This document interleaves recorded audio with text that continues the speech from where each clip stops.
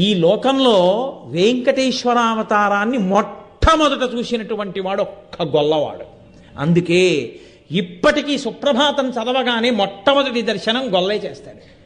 సన్నిధి గొల్ల అని అప్పుడు ఏ గొల్లవాడు చూశాడో ఆయన వంశీకులే ఇప్పటికీ వెంకటేశ్వర స్వామి వారి యొక్క సుప్రభాత దర్శనం చేస్తే ఆయనకి వెన్నపూస తాంబూలం బహూకరించి తర్వాత తెర తీసి మిగిలిన వాళ్ళకి సుప్రభాత దర్శనం ఇస్తారు. కాబట్టి ఒక గొల్లవానికి దర్శనమిచ్చాడు, కానీ ఆయన పరమేశ్వరుడి యొక్క ఆ స్వరూపాన్ని చూసి తట్టుకోలేక ఉద్విగ్నుడై ప్రాణం విడిచిపెట్టి, ఈ బ్రహ్మగారు ఆవు రూపంలో ఉన్నాడు కదండి, ఆయన గబగబా పరిగెత్తుకుంటూ ఆ చోళరాజు ఇంటికి వెళ్ళి పెద్ద ధ్వని చేసి అంబారావం చేశాడు.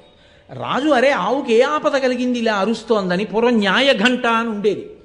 ఎవరు ఆపద కలిగినా గంట మోగిస్తే రాజుగారు బయటకు వచ్చేవారు.